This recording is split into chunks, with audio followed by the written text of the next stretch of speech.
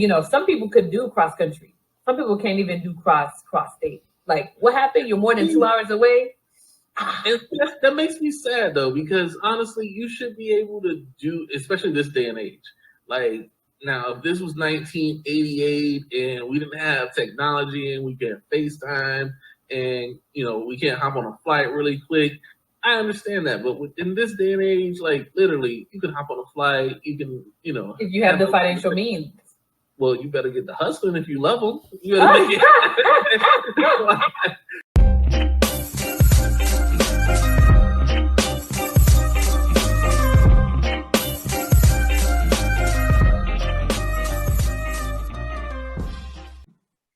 Hello, everyone, and welcome to the How Do You Medicine podcast, where we talk to healthcare professionals doing medicine their way. I'm your host, of course, Dr. Nancy Joseph, aka the Dynamic Doc. And today our guest is none other than Dr. Joshua Golden, who is currently a board-certified general dentist. However, he started his post-secondary career as a student at the Florida State University, where he got his master or bachelor's in science, actually, in exercise physiology, then went on to get a master's of public health at A.T. Still University of Health Sciences. Then he went on and got his doctor of dental surgery at the University of Southern California in LA. So went to the West Coast for a little bit. And then after that, he went and got his general practice residency back to the East Coast at Montefiore. And now he returned back home to Florida, again, born and raised in Miami, Florida. Yep. And he returned to Florida to go back, be part of the community that he grew up in and loved, and is currently the owner of West Sunrise Dentistry, which is where he currently practices and is providing, he just prides himself in providing modern dentistry in a warm, friendly atmosphere. And so throughout his journey, he's done, volunteer work and work in the community, and has actually had an article featured in the Evolution of Dentistry, and he's received the Behavioral Dentist Award. And you can catch him on Instagram at thegoldendentist with either having fireside chats or just in general promoting dental health. And we will talk all about that and his journey of how he came to be and how he does medicine in this episode. Welcome to the podcast, Dr. Golden. Hey, thank you for having me. I love the fact how you said fireside chats, because that's what it is. I call it chairside, but it goes into the whole behavioral dentistry award that you mentioned. Oh. You have to have bedside manner with your patients. It's very important in the health field to have bedside manner. You can lose a patient or win a patient by just showing that you care a little bit. But this is your show. Back at you. Listen, and we'll get into that too, because I thought I think your take is very, very interesting. But for those who don't know, we'll start from the beginning, how Dr. G came to be. Yes. Dr. Golden and I go back, way back when we were little college students and wanting to be, when we were pre-this and pre-med and pre-dentistry. We did the summer medical dental education program at Columbia together. That was, the name has even changed since then. But back then we were all, we're seasoned. But I think back then we all just had a dream of what we wanted to be, right? And what made you decide, you know what, I want to be a dentist? Was there anyone in your family that was in dentistry? Actually, it was SMDP that helped me realize that dentistry was for me. I went into that program in the medical component, and that's how I met you. And we were literally split up into two groups, medicine and dentistry. And I started dabbling into the dental program because there were some of my friends in the program that were showing me some of the things they were doing. And I'm like, that looks really cool. And, I was a little nosy. And I'm like, what's this? And again, college is about exploring and figuring out what you want to do. And I don't close doors. I'm going to look around and figure out what's going on. And I started finding myself trying to do a lot more of the programs that the dental students were doing in that program versus the medical stuff. And next thing you know, I'm having a 2-hour conversation with the associate dean of dentistry at Columbia in his office. And he's explaining to me how my personality would be well suited for the field of dentistry. He was like, I see how you connect with people. I see the energy that you have. This was Dr. Dennis Mitchell. I don't know if you remember him, but I actually reconnected with him recently. Oh, nice. And I remember this guy literally selling me dentistry. Imagine like a punk kid from the inner city of Miami, and he's trying to tell me that I'm going to be this next dentist and my personality is perfect. You remember how we were around that time, Nancy? We were stubborn. So once we had our minds set up, it was like, it's medicine or bust.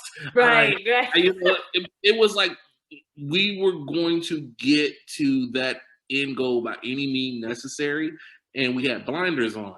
And I hate to say it, it's like that could be a detriment to a lot of young African American or minority students seeking other specialties like veterinary school, pharmacy.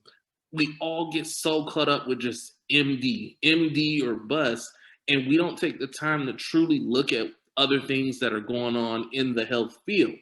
We use it as a fallback or something like that. And for me, I didn't want dentistry to be a fallback.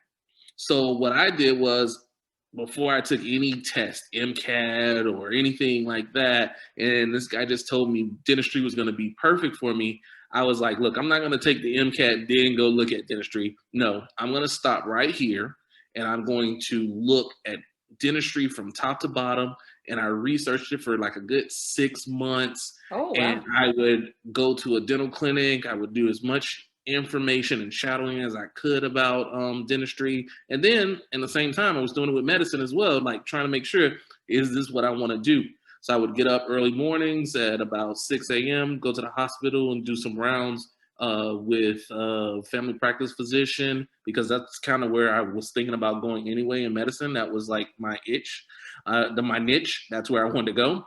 And then in the afternoon, I would shadow a general dentist, because that seemed like where I would go, because that's what Dr. Mitchell told me would, fit my personality.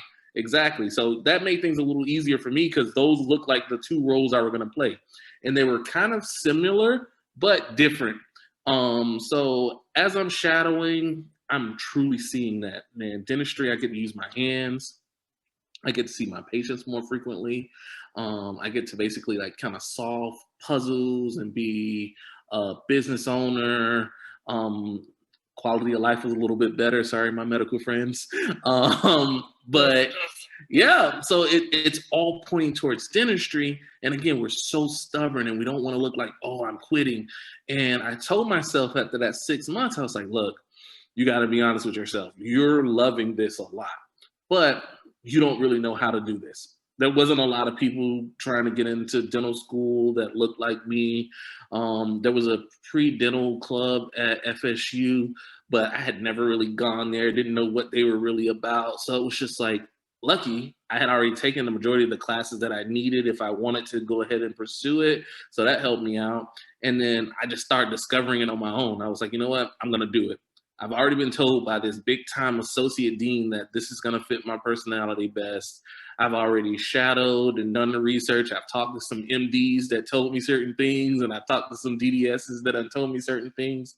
And I'm going to have to trust God, because God didn't put me in this position to not listen to his voice when he's saying, go this way. This is going to be you. This is going to be better for you.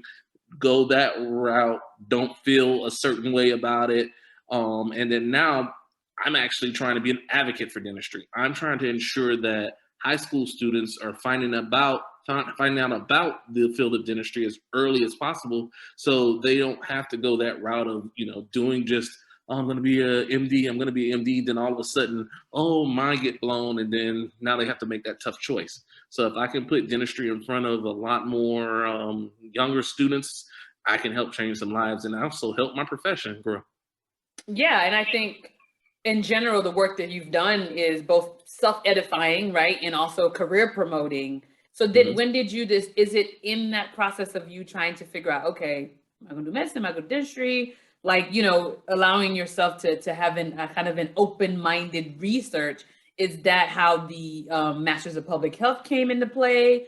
Or was that something, it's like, while I'm deciding, or I definitely want to do dentistry, but also in the realm of public health? How did that come about? Oh, that's perfect. So honestly, it again, God being God, it fell into my lap because at that point I was a little late in the cycle of applying to dental school.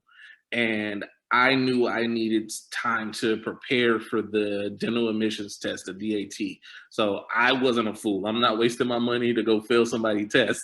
So I knew I needed a little bit more time. So I end up looking at master's programs that would help me out. And again, I want to make sure dentistry is right for me. So I'm looking at master's program, and then I found that there was a master's program that had master's in public dental health involving dentistry, so I can see how to do programs and curriculums, and again help my community learn a little bit more about the field. And I could do that while being a dental assistant. So again, that little stubbornness is still in the back, like not 100% in. I was probably like 95% in, but that extra 5% was being taken care of about this master's and being a dental assistant. And so now I'm able to dive deeper into the field. And again, as I'm diving deeper in the field, I'm loving it more and more. Because in dentistry, there's so many different things you can do once you get that degree. Like you can do the public health aspect of it, where you build curriculum, help create like fluoride programs, mobile dental buses. Again, anything you can think of with helping a general community, you can do it now with your dental degree. Or if you wanted to be a big time oral surgeon, chucking teeth, removing wisdom teeth, creating prosthetics, and doing reconstruction to the face, you can do it. So it's such a big gambit. And then again, in dentistry, you make what you want. So you can control your hours, you can control your schedule. So that type of freedom really kind of grabbed my interest. Yeah, and I think it's important, and that's one of the big purposes of this podcast. Really, is to both highlight and celebrate the flexibility that many may not have known that's available in healthcare industry and just healthcare careers. Dentistry, obviously, being one of them. And we see a lot of people. Our dentists have DDS, but not a lot. Not, at least for me in my experience, it's not. All of them don't have NPH. Right. In addition to that, and correct me if I'm wrong, and when you do dentistry, you get out of dental school, you don't have to do a residency. No, you don't. Right. Unless But you're you in the made state a of New York. You said what? Unless you're in the state of New York. New York mandates that their students do a residency. Unless you graduate dental school in New York, or unless you're practicing in New York. If you graduate from dental school in New York. Oh, okay. Well, your dental school wasn't in New York that you graduated from, but you made a decision to do a general a dentistry residency. What made you? Because you could have been like, all right, time to make some money. Well, I remember in my junior year, again, God speaking to me, I was in New York, and one of my mentors at USC was telling me about this residency program up in the Bronx.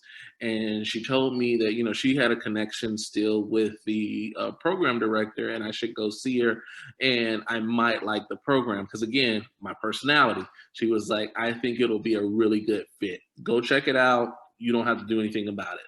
So I was going to New York anyway for a break. I think it was spring break or something like that. And I went there and I met Dr. Nadine Newsom. This lady, oh my God, if she could not sell a program. She showed me everything plus the moon that I would want as a young dentist coming out of dental school. She showed me how that it was a 1 year program, but it could be 2 if you chose. I would be placed in a clinical setting where I run my own little shop. I'm getting patients in and out, so I get to practice and, go through all these. I'm going to be guaranteeing patients. I don't have to worry about patients, trying to pay fees, because that was basically already taken care of. And I get to just treat patients and learn and grow. And at that point, I was really interested in trying to learn how to place and restore implants. And they had a doc that was specializing in that. So she sold me. She did a great job. Done. it done, and then Say on top less. of that, Where is it? Is that the application? Let me exactly where is check it? that. Let me And see. then on top of that, I was currently living on the West Coast, and I didn't want to spend my last year trying to figure out how I was going to move from California back to Florida because I knew eventually that's where I was going to go. I was like, well, why not just do all that stuff doing my residency when I would have a little bit more free time and I'm not taking like last clinical exams and things of that nature. And I was able to enjoy my senior year a lot more because I already knew where I was going to go. And once I got to the program, I was able to excel, learn more about dental implants, placing them, restoring them, and other aspects of dentistry as well. And just it all worked out. Again, listening to that voice and being open minded definitely helped make my career a lot more smoother early on. And I guess sounds like it allowed you to be open for opportunities.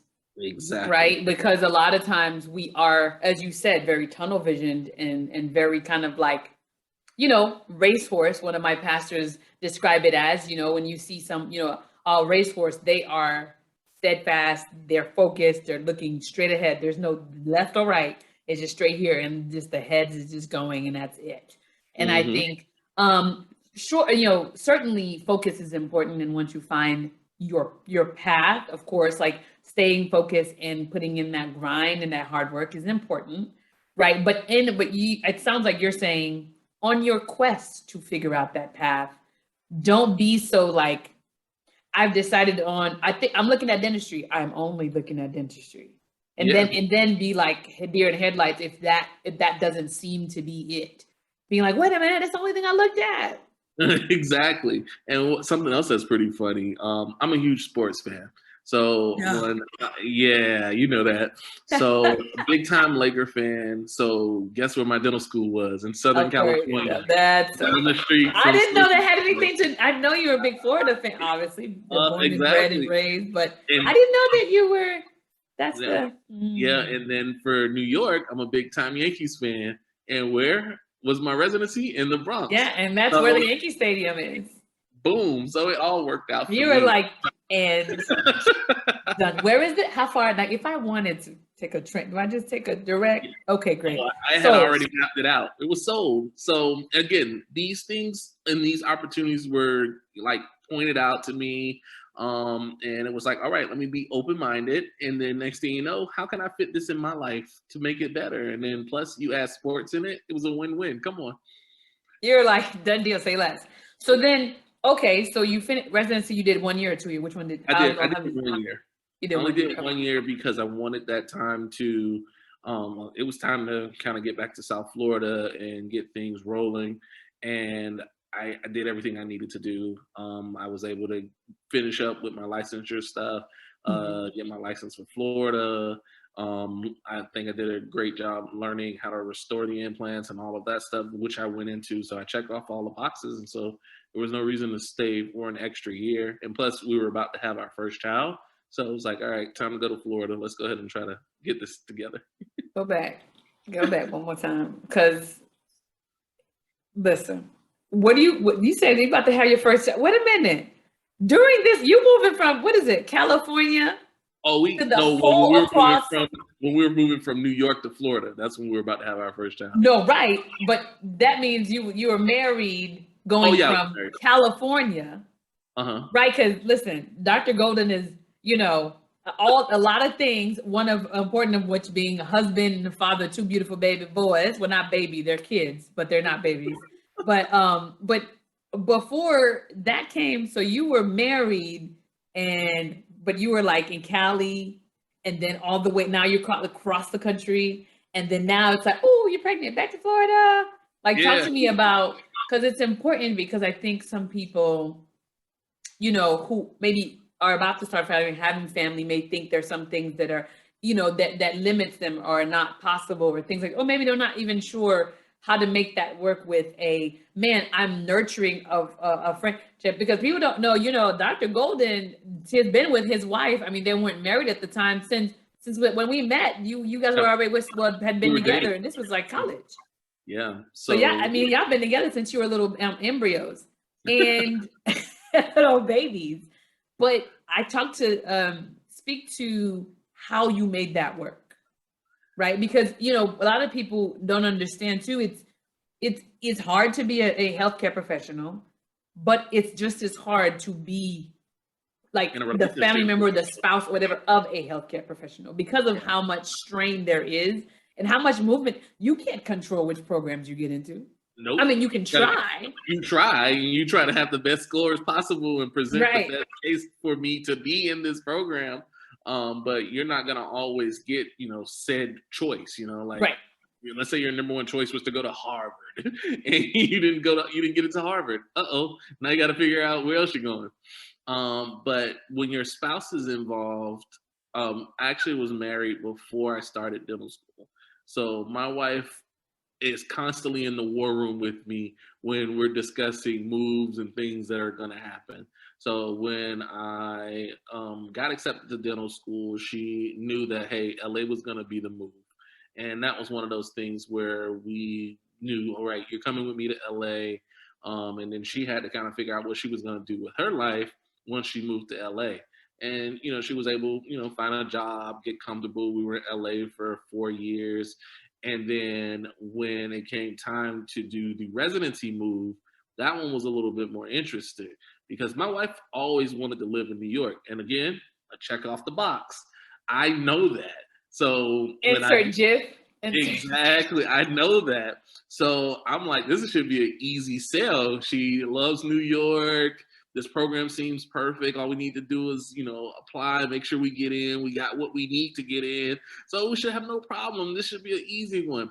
And she tells me, I don't know if I want to move to New York. And so now I have to resell New York to her and explain to her, like, hey, come on. You love New York. This is why you love New York. Right. Imagine this. Like, come on.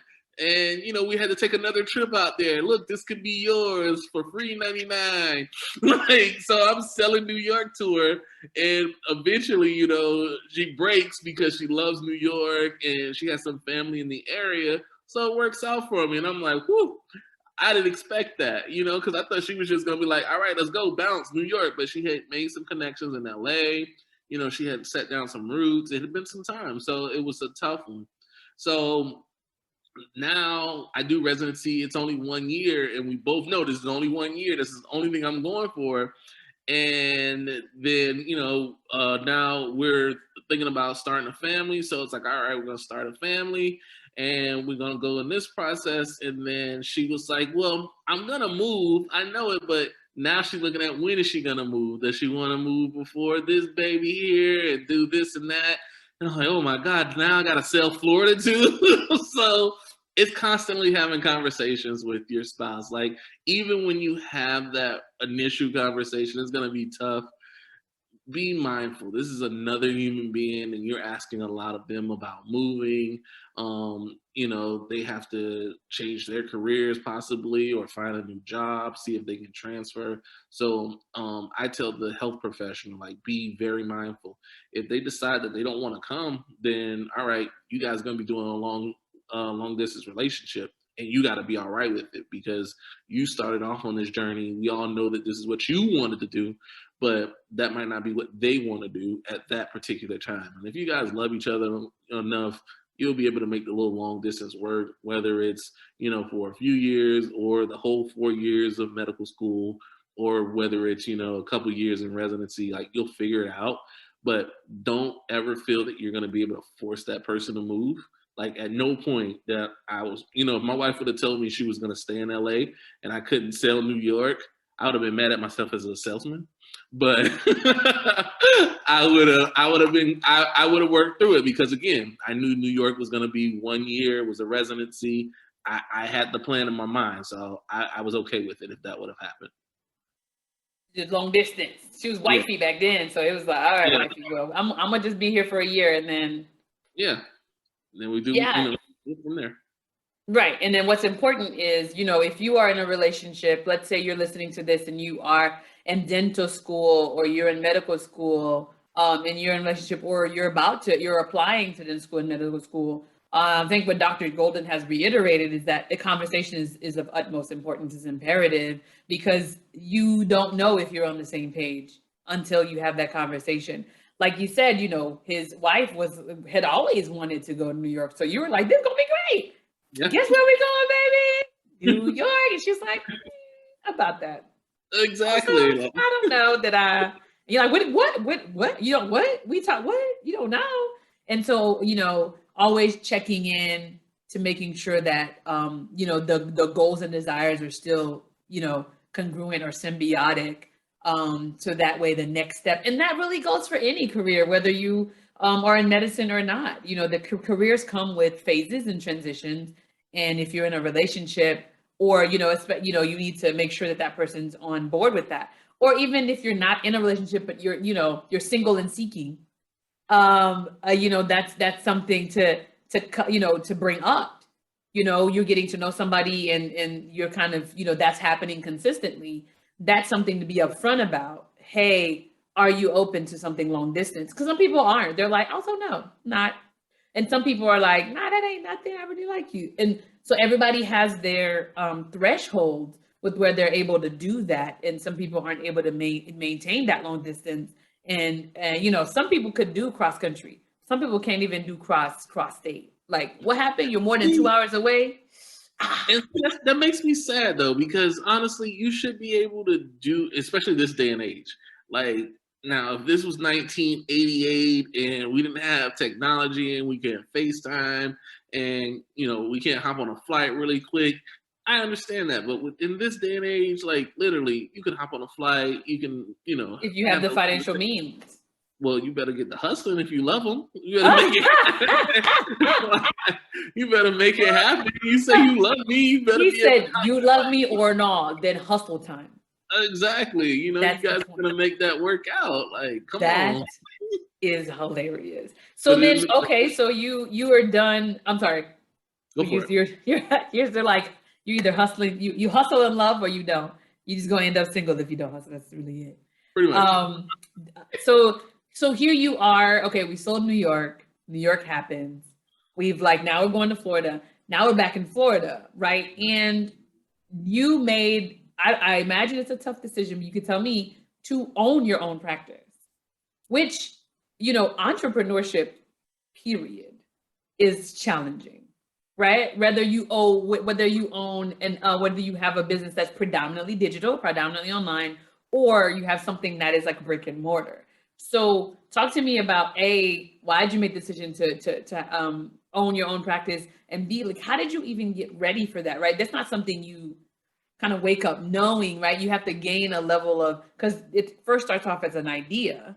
Yeah. But then eventually it has to get into like this entity that's real life, where you employ people, you have to have, tools, right? And all of that stuff. And sounds like a lot of working parts that go together, or the, parts that kind of go into this kind of cohesive plan. I mean, were you like scared at first? How did you even come up to the decision and have enough resources to even pull it off? Well, you gotta hustle. No. There you go. That's really what I'm trying to say here. All right. So get back to Florida. End up doing like an associateship, working at a few places, trying to What's an associateship for those who don't know? In dentistry. Once you graduate and you're ready to start working, most people are going to start as an associate. So that's a young doctor in a practice. As an associate, literally you just come in and you do dentistry. Another doc normally kind of mentors you, or they're just kind of like, there's a more senior doc that you can ask questions to. Or if you work in what some people call corporate dentistry, but it's called a dental support organization, there might be other senior docs around. So in dentistry, I tried the private practice where it was just like somebody who owned this practice, opened it up, and I tried to work with them, and it crashed and burned because they weren't prepared for an associate. They weren't ready to have a young doc there to help nurture and grow them. And so for me, that put actually a really bad taste in my mouth for private practice. I know that might not mean a lot to you, but if you're in the dental field, you'll get a little bit more, because that's what everybody dreams of doing when you start out. You Mm-hmm. dream of doing when you start out. You want to own your own little practice, get your little shingle and hang it on the door. So for me, that didn't work out well. So then I tried a dental support organization. I worked there and actually had a better experience where they were more structured. They were able to help develop me a lot more, gave me some tips to grow and become a better dentist. And then I end up getting the opportunity to work somewhere else that was actually closer to where I desired to live. And that was where I am now at West Sunrise Dentistry. So I worked at West Sunrise Dentistry for about a year, and it was with Pacific Dental Services, which again is a dental support organization. And what And is a, sorry to interrupt, how is a dental support organization different than like private practice, let's say, or it is so private practice? No, a dental support organization is like that corporate dentistry thing that you guys hear about, where there is an entity that buys into a practice and they own a percentage and you own a percentage, and you guys work as a partner. And so, Like a group practice in medical, exactly. in medicine. Yeah, it's like a group practice where, you know, several people buy in. So owner, so there's like, it's a pie with different people owning slices. Pretty much. Got So it. worked there as an associate, excelled, and again, they had structure. They were talking about, hey, one day maybe you can be the owner of this practice if you do XYZ and develop and things like that. And all while I'm doing that, I'm learning the business side of dentistry. I'm running the practice because now I'm basically the main doc in this office. So I'm getting that experience that you were talking about. So it's all kind of coming together. And then at that point, my wife is there. She's seeing all of this happening. We're communicating about it. And then it's like, all right, well, we're doing so much in this practice. We should own this practice. So we need to buy into this. And at that point, that's how I end up becoming an owner. Yes, it was nerve wracking because now you have stake. You have skin in the game. You're paying on this practice. You got things going on. So if the practice doesn't look appealing and you're not getting patients, what are you gonna do to make it better? If you can't get people to come through the door, yes, I have the support organization that's supposed to help, but they're there to support in other ways. You need to find a way to get patients there. And honestly, that's one of the reasons why my Instagram was born. I was like, hey, look, I got to find a way to get you people to notice that West Sunrise Dentistry is here and we're about that action. So I got to show Come you. on, we about that action. That's what he said. Dr. Golden said we here about that action. Listen, I feel like you're full of like action gems, right? I'll call them G gems. They're golden gems. You love her, then the hustle. Make the money so you can take the flight. All right, you want patience? Action steps. Let's get on this Instagram. Let's do it. Yes, I was gonna ask you about that because what y'all don't know is I'm hanging out on the interwebs of people say Beyonce's internet, and I am scrolling, and all of a sudden there's like, if you're in the Florida area, I might have said South Florida area, check out, such dentistry. And I was like, Golden? So I called Dr. Golden Child, just because I've called him that for over 15 years. And so I'm scrolling and I'm like, Golden Child? Wait a minute, I know him. And his face, his face is the same. And so I was like, what? I know that face. Dr. Joshua, what? And so this is how I look typing. I'm like, hey, oh my God. Of course, there's always an element of thank God my Instagram, that the dynamic doc it's public, because you're probably like, who this girl? But that's how, I don't remember which profile like highlighted you guys, but that's how I found you. And it seems like a lot of people have taken to your methods on social media. So there are people, so the people who want to do that for their business, whether it's dentistry or whatever, because did the practice have a social media presence before you, No, or? no. Literally, I actually started my Instagram, and I can't make this up. I was working at West Sunrise Dentistry. I remember like it was yesterday. Wow. It was in January of 2017. That was like my first month there. And I was working with another doc in the practice, and she was trying to convince me to make a doctor Instagram page. And at that point in time, I was like, I don't really want to. I had my own personal one. I was fine with it. And she was like, no, you really should make one. I made one, and hers was doing pretty good. And I was like, you know what? Fine, I'll just do it. And I remember like my first post, if you scroll all the way to the beginning, it was like January, probably 17th, 2017. And it says, trust the process. And I laugh because that is the perfect post for what this Instagram page ended up to turn out to be. I didn't know it was going to be what it is, but it's all about trusting the process and just knowing and growing with what is going on in the world.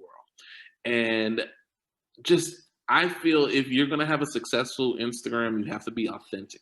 You have to be who you are. You have to know what the people want and why they are coming to your Instagram page. So for me, you see a nice mix of dental cases. You see I added my family life because that's who I'm about, my wife, my kids. You'll see my staff. Like that is like the key for me. Like I want you to see West Sunrise Dentistry through my eyes. And so that way, when you see it through my eyes, now you want to be a patient of West Sunrise Dentistry because you're listening to the music, you're, having such a good time. You see an upbeat team. Like today, I posted something with my dental assistant. She had been begging me to make this TikTok for like 2 weeks now. And we actually had like 30 minutes of downtime. And so I'm sitting here filming her, and she's so excited about it. She's filming her as she's going through the office. And the TikTok turned out perfect. It looks beautiful. You have And a TikTok account too? yeah, we have a TikTok account. That's growing. And that's another thing I tell people with social media, you don't want to try to be on every platform because you're not going to be able to dominate every platform. Pick one and stick with that one and start to grow from there. Kind of basically get your roots in one, and then you can dabble in the others. And then if you're able to dominate all of them, knock yourself out. I don't see a lot of people besides celebrities really dominating all social medias like Facebook, YouTube, Instagram, TikTok. There might even be more than I can even think of right now. But Twitter, I forget about Twitter because again, I'm not really on Twitter. I have a Twitter, but I don't do much on there. But find your niche, find which one works for you, which one speaks to you, and realize what your goal is. Like each social media platform also has its pros and its cons. So I know for Instagram started off for images and pictures, and I love taking pictures. So that was my thing. And now it's kind of morphing into the videos and things that are kind of similar to TikTok. But, most people are there on Instagram. I think Instagram could be considered probably the number one social media site. And therefore, if I'm on Instagram, that means my patients are on Instagram. So now I need to do what I can to get their attention and show them, hey, come check out West Sunrise Dentistry. We did this. Oh, you tired of that missing side tooth? This is what we can do to solve that missing side tooth implant. Oh, you tired of having these crooked teeth throwing up gang signs? I have Invisalign for that. So, hey, you got to be who you are, right? Gang signs, Dr. Gold, I'm done with it. Oh, I've had some teeth throw some gang signs at me, and but you know what though? You can fix that. I fix that. Yes. And we've even had people fly in to come see us. We've had patients wow. come. Yeah. So that's who we are. We are an amazing dental office that provides care to our entire community, whether that's our Instagram community, our local community, or just the community of the world itself. So Come check out West Sunrise Dentistry. Yes. How did you? So you started off. You just kind of posted whenever you could, or was there any strategy, or did you hire someone? No, it's all me, 100%. It gets to a point where it's tiring, where I'm answering every DM. So if someone messages me, I will try to do my best to get back to them within about 12 hours or so. So that way, let's say it's a busy day at the office. At the end of my day, I go grab my phone and then I'm responding to messages and comments and things of that nature. Um, I started posting. It depends on what the flow is. So if I'm trying to get a lot of people to look at a particular event or something that I'm doing, you'll see a higher uptick in posts. But if it's just kind of a chill kind of week or so or month, my posts will probably be about three a week.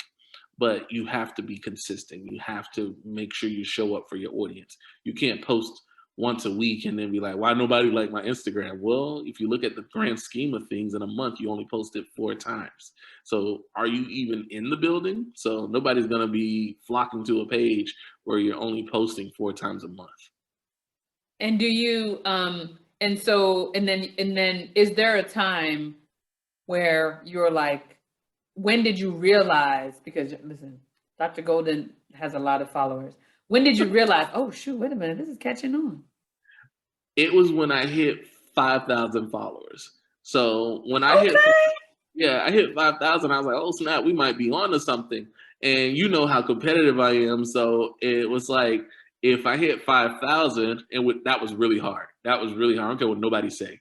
I'm not out here, these Instagram models and all that stuff. It was hard for me to get those 5,000 people to follow. So that's 2017. So that's 4 years. Because I'm sure you hit 5,000 before 2022. No, yeah, I hit 5,000 actually in 2020, 2021, at the end of 2020. Yes. Okay.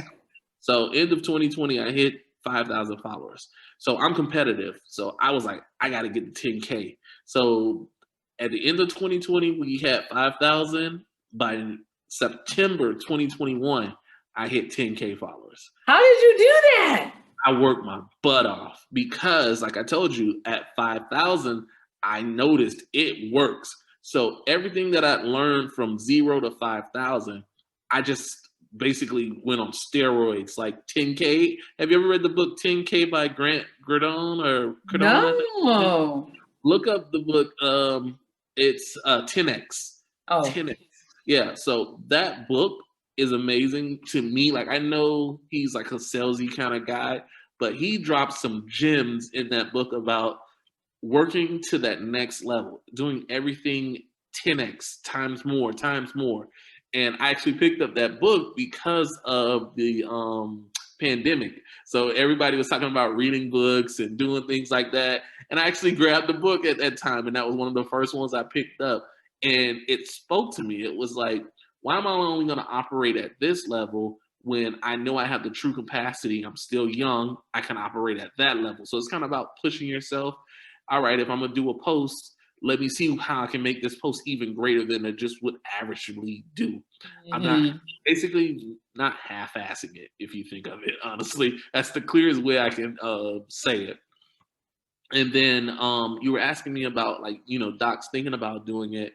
I'm actually trying to help more docs grow their Instagram. So if anybody's actually interested in it, DM me at the Golden Dentist. And I'm literally doing one-on-one boot camps with health professionals to show them how they can grow an Instagram and, meet those goals, whether you're trying to help the business overall grow or become that next influencer. I can show you how to do it, and I'm helping some docs, and it's actually becoming pretty successful. So that's another little side hustle, 10x. Yes, look at you. So you're a 10x. Okay. So then, if that wasn't enough, you started something called, we went a little bit too early there, fireside chat. So talk to me about the genesis of fireside chat. Both, how did you come up with the idea and also the name? Right? Because a lot of people, I don't know anybody else having fireside chats on social media. So, all right. So it's chairside. I'm sorry, chairside chats, not fireside. Lord have I mercy. love you, but it is a fireside chat, though. You get the premise of it, and that's why I laugh every time you say that because you get the I've been premise. calling you a fireside chat. Lord have mercy. I guess for me, the way that when you post it, the way that you like promote it, it Uh-huh. feels like woman It's a fuzzy. nice, We're just having, cozy. but no, but it's a. That's what Listen, it Dr. is, Gold is though. having chairside chats, everybody, not fireside chats. Lord help me, Jesus. Yes, So the we're chairside chat. having cozy chairside chats Yes. with very important people, in my opinion. People I feel that you should know. Some being social media influencers, and then again, it's right now it's geared more towards dentistry, but I'm gonna continue to grow it. But what came about was I was in a meeting with someone, and they were asking questions about social media, and they were like, "Yeah, Dr. Golding, you're doing a really good job with the social media." And they were like this big quote unquote social media guru person, and they were like, "Yeah, but you don't do a lot of Instagram lives." And I laughed at them, and I was like, "Well, yeah, I don't do any lives, but you know what? Give me a second. I'm gonna come up with an idea." And it was one of those just like one of my friends told me that was a petty moment for me. It was like, watch me work. I'm gonna show you my I'm sorry, live. I don't do what? Instagram. Say less. And say like exactly. And Chairside so chats.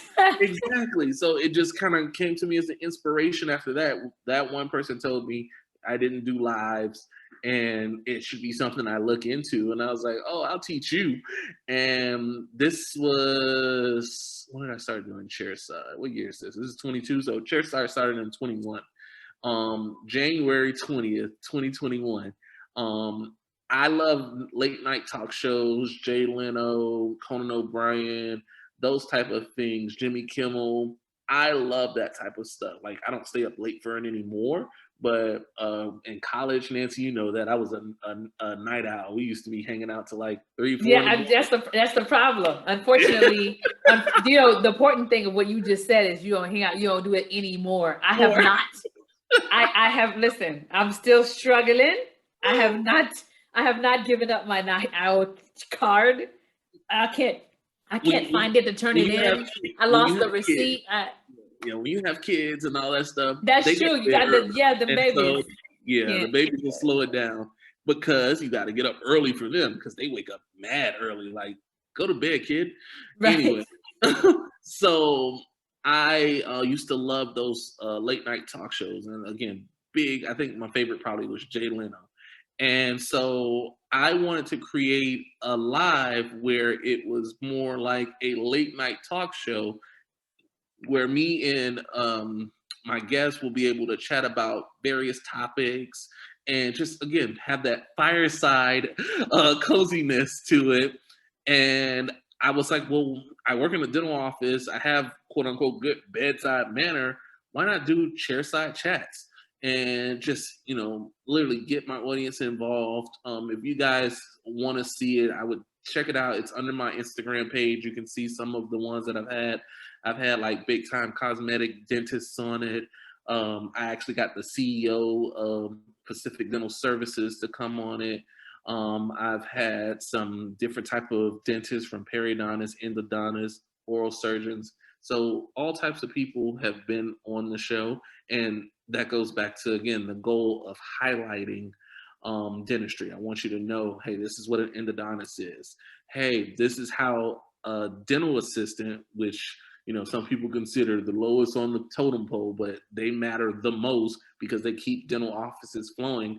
This is how a dental assistant can go from just that to big time regional manager doing all of this for multiple offices. So there's so many different people that I come in contact with. And Nancy, you know this because we network. Hey, if I come in contact with this person, I think this person will be really good for chairside. I think somebody will get something out of them. And I love people with inspirational backgrounds, people that are going to motivate and help other people become better. And if somebody wanted to catch chairside chats, when do you typically do them? So chairside always happens the first and third Wednesday of the month at 8 p.m. And I start promoting them. Eastern time, sorry, Eastern Standard Time.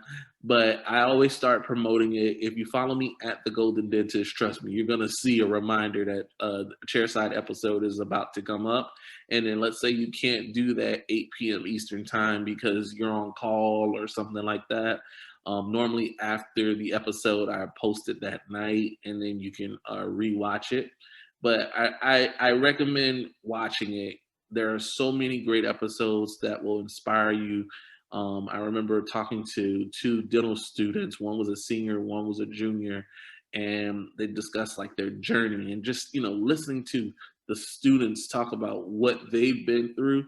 It will kind of light a fire under the most seasoned health professional and want them to do more.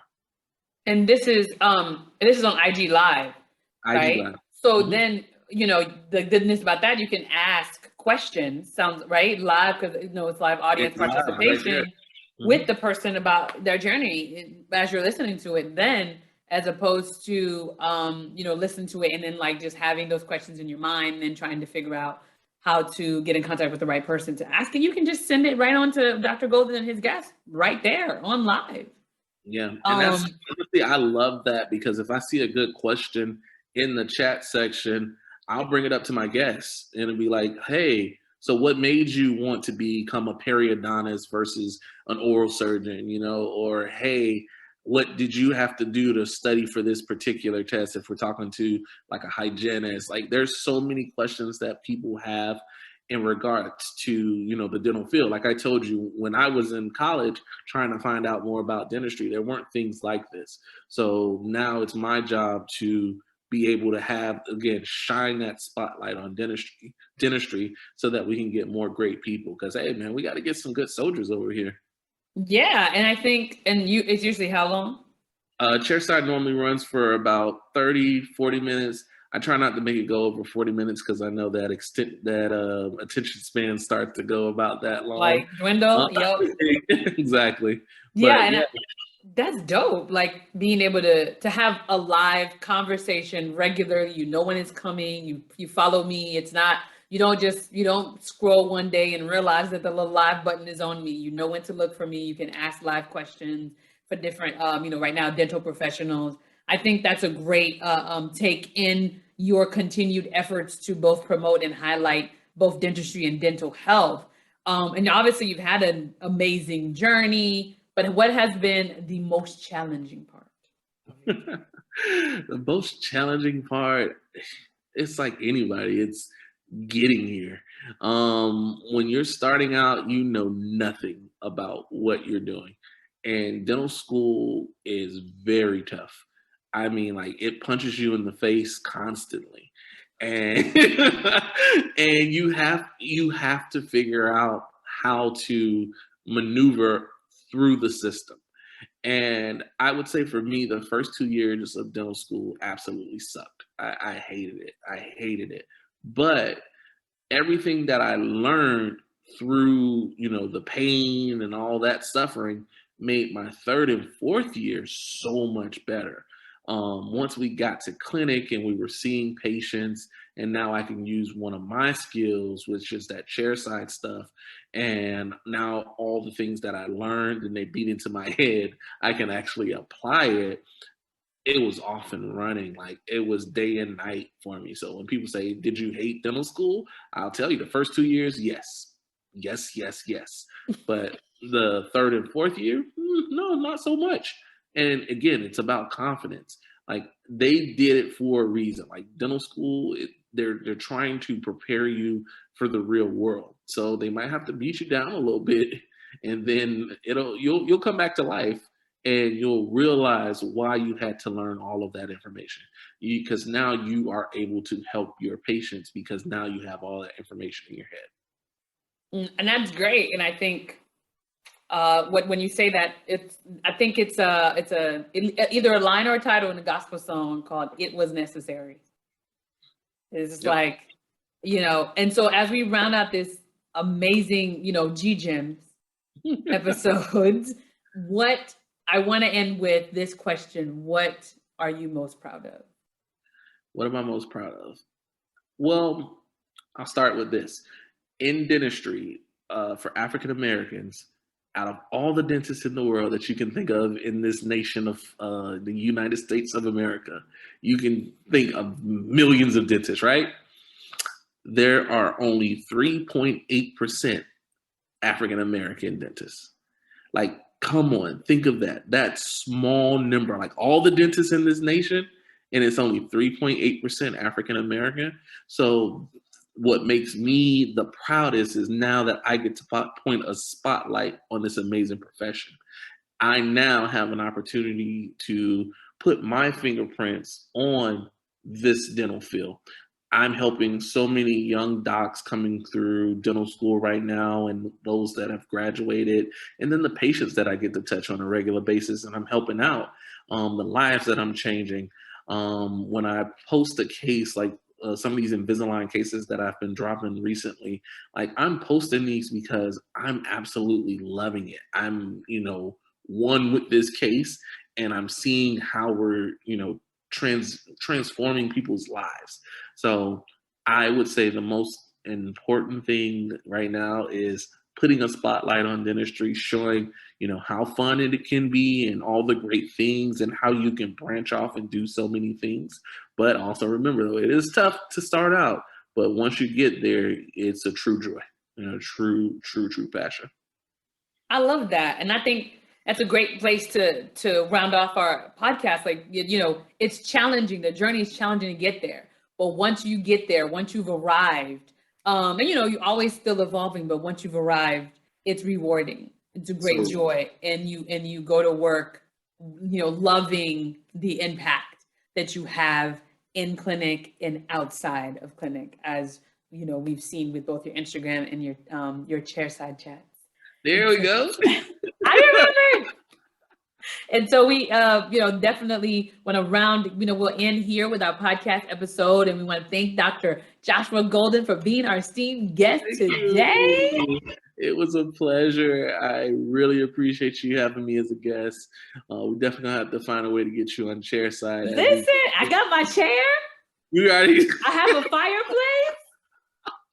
You gotta have a fireplace, and I want to see fire with a pipe and be like, "Hey, I'm here to be on this."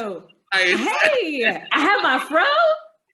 Listen, I'm ready. What's up? But I think it's a great way to inspire people, and I think that you're a great example of having a multidimensional inspiration for both your community locally and wherever, not even nationwide, but just all over, and being while promoting health. And that's what we're about here at the Dynamic Doc brand, and of course this podcast specifically. So again, thank you, Dr. Golden, for being our guest today, and thank you to all my listeners for listening to this podcast. And remember, if you're listening in audio, there's a video version up on the YouTube channel at The Dynamic Doc.